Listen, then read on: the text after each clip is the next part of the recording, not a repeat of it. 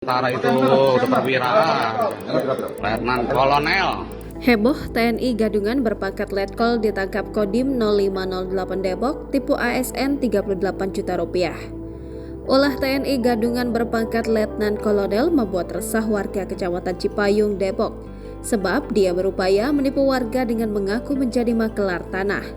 Tak hanya warga, aparatur sipil negara di kota Depok pun tertipu.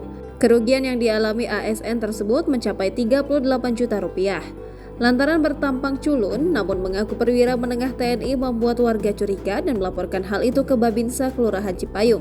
Kini Rahmanuddin hanya bisa mesem-mesem saat ditahan di Kodim 0508 Depok.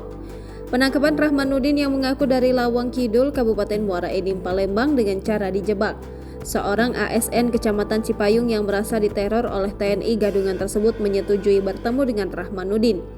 Saat datang, Rahmanuddin membawa sangkur dan pistol korek api. Serda Heri yang telah berkoordinasi dengan unit intelijen Kodim 0508 Depok sudah menunggu. Saat sedang mengobrol dengan ASN tersebut, petugas dari Kodim 0508 Depok dan Serda Heri pun menangkapnya. Rahmanuddin pun tak bisa menunjukkan bukti bahwa dia merupakan anggota TNI berpangkat Letkol.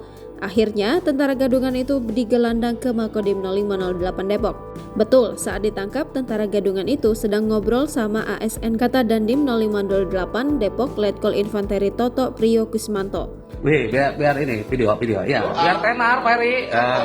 Sama komandan. Sini, Pak. Nah, nih setingkat Dandim ini.